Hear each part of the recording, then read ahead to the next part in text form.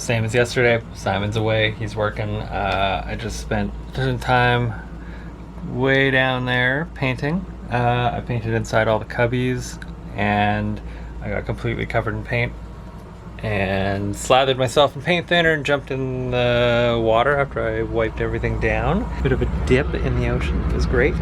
And I'm about to make a cut outside. I'm gonna cut these excessively long timbers down off the back. There's one on each side. That one sticks out really far also. Just getting ready to make the cut. I'm gonna tie a rope to them so that, well, ideally so they don't fall in the ocean. That's the goal. So yeah, I'm gonna clove hitch something to them, make the cut, hope for the best.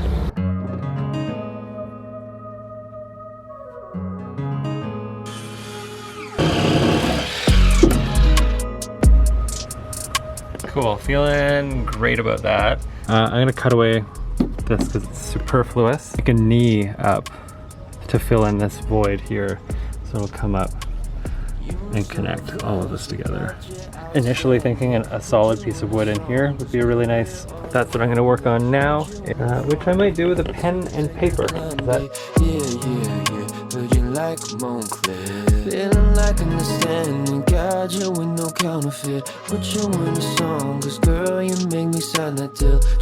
So here's the general idea. Nice wooden knee right here would go a long way. A knee up there also purely for aesthetics, but I think would look nice. The piece would be stainless steel and it would be sandwiched between this frame and this beam up here. I think is the ideal solution, and would give a lot of horizontal stability to this thing. Time to make templates for the steel and measurements and grab bevels for the wood ones, and I'm gonna go ashore and look through Simon's stock, see what it's got. Should be good.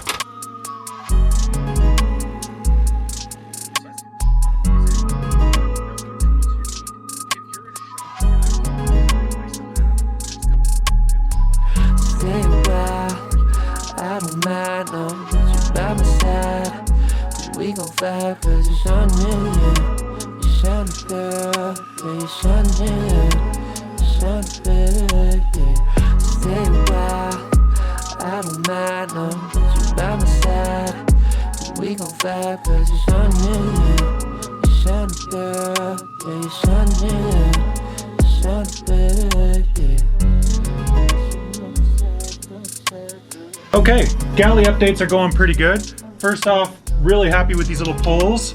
So it's just a finger hole and then this little lever that has a slight clicking sensation, and it locks onto a latch inside. So you can get these little stainless clickers and these little teak hole inserts down at the Harbor Chandler. They go in easy, they go in smooth. This, I got an even better deal. Free out of the dumpster in the construction site that's happening next door. So they were doing demolition. This was part of the industrial kitchen that was in there, and it's a nice stainless hood vent. So plumbed it in, wired it up, works great. Super great for now. I can like deep fry stuff if I want to get even fatter. Not so happy with is interdeck. Now this is an external. This is usually used on the decks on the exterior of the boat.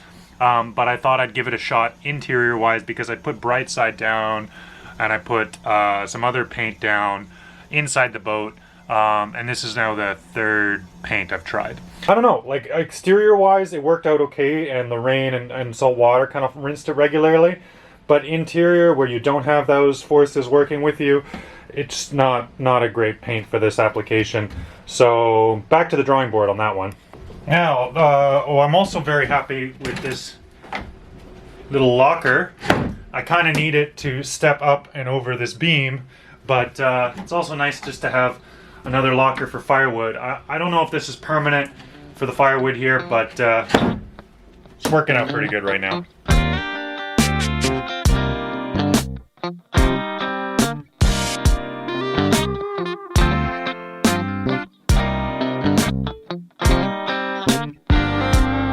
Alright, today's an exciting day. All right, today's an exciting day. I've got a box here from Renogy. A couple weeks ago, Renogy put out a marketing email about their new Renogy One M1.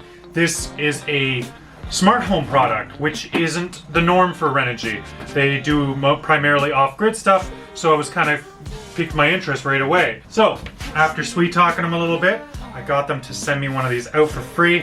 I hope that they never realize that I would probably have bought most of these products because I really like Renogy. I like doing sponsored content for them because I think they are one of the best bang for the buck on the market, especially now that they're getting into their second, third, fourth gens of their products. They're really refining a lot of the designs, and it's really cool.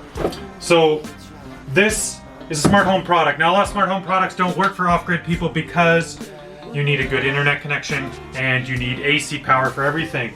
This is not that. This runs on DC power. This is a three-way light switch, the kind of switch that you would see right at the front door when you first walk into the house. And it also comes with a little screen on it. Look at that. Super clean. I'm not gonna peel it off yet. Pretty good feel. I mean, it's a light plastic thing. But man, look at the outlets on the back, eh?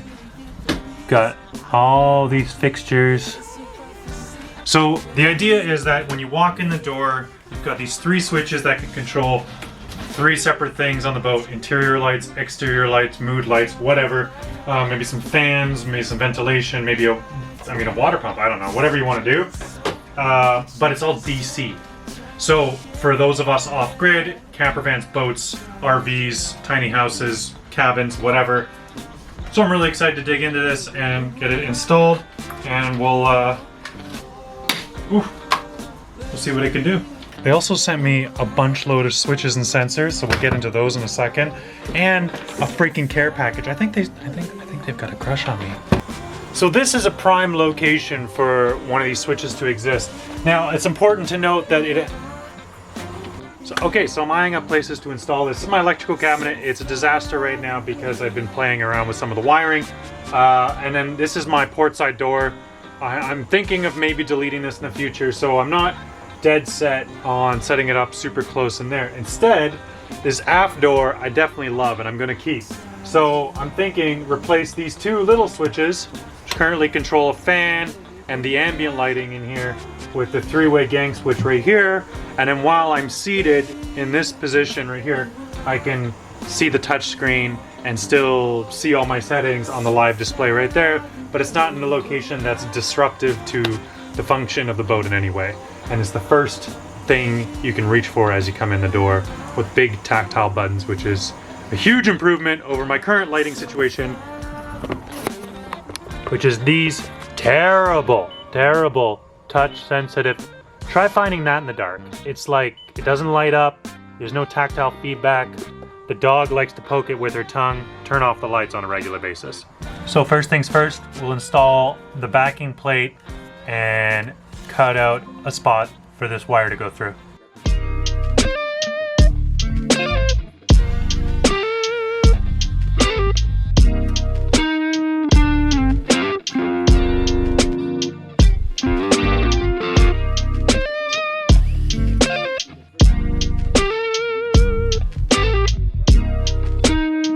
Alright, we're fast forwarding in time right now. You can see my beard has grown a little bit.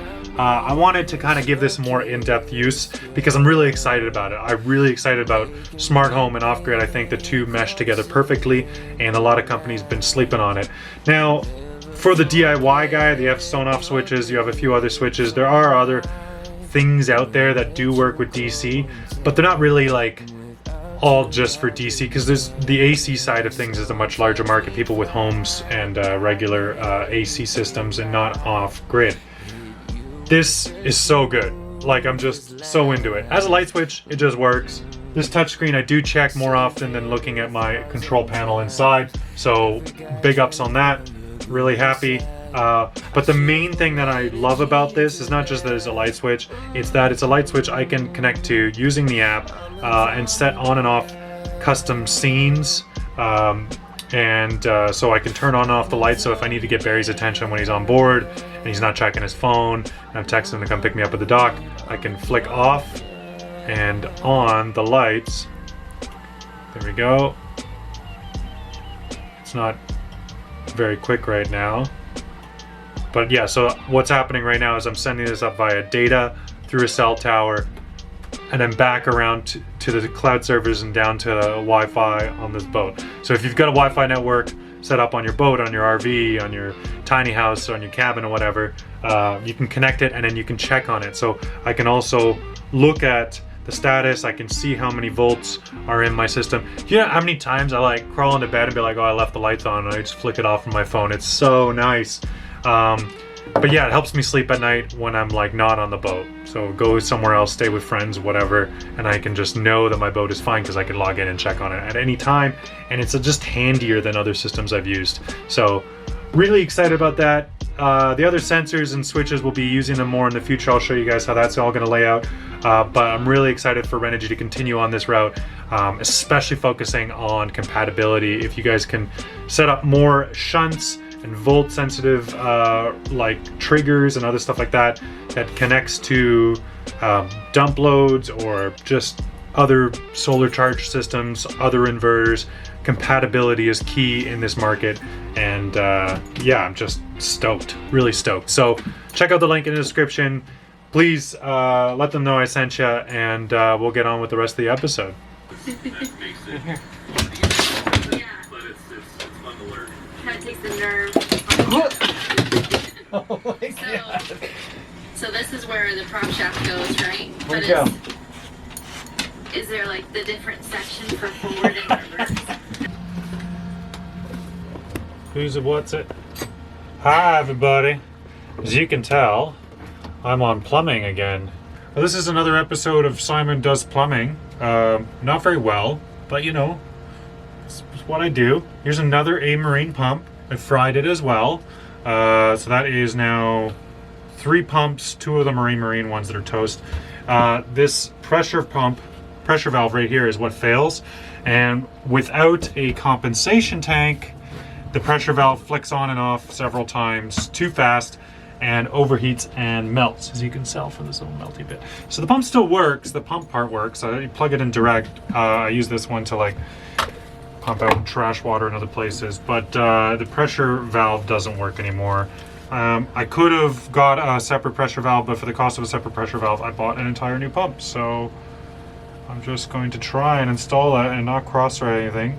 And I'm adding a compensation tank this time, and I didn't buy an A-Marine one. And so there's a few things right there that should make it work. Prick.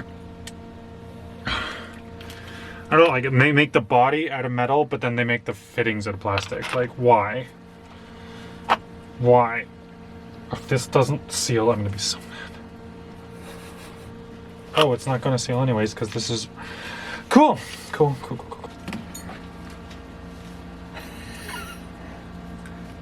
We're renaming the show Simon's Descent into Madness. I hate this shit. There we go. That looks nice and straight. That's definitely not gonna leak.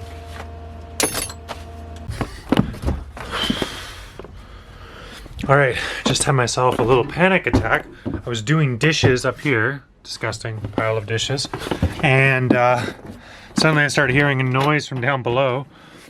Guys, I'm so bad at plumbing that this freaking leaked and it caught this whole shit show on fire. This is the only freaking GF outlet in the whole boat. And that's the one that caught fire. So, cool. Cool, great. Just another testament, I'm really bad at plumbing.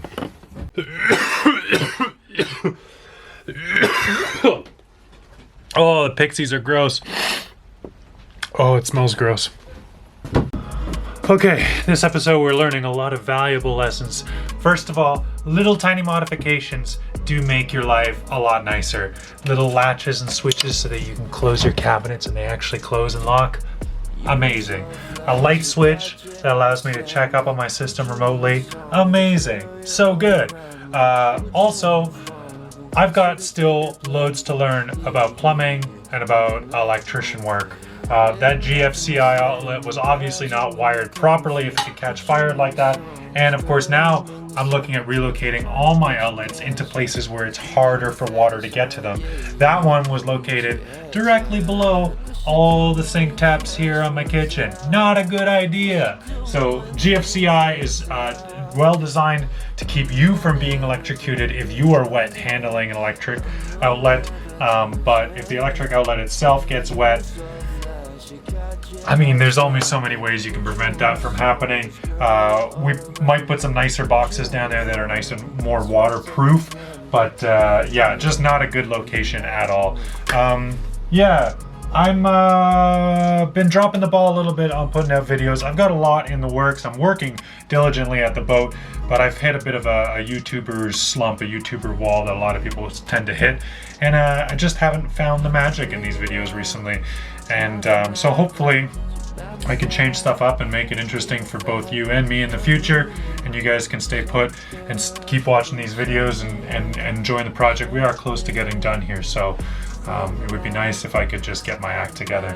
And one last time, Renogy, thank you for sending out the Renogy 1, that new switch. It is absolutely fantastic, has made my life here on the boat so much nicer. If you guys are interested, check out the link in the description. Use that link, let them know I sent you, and yeah, see you guys next episode.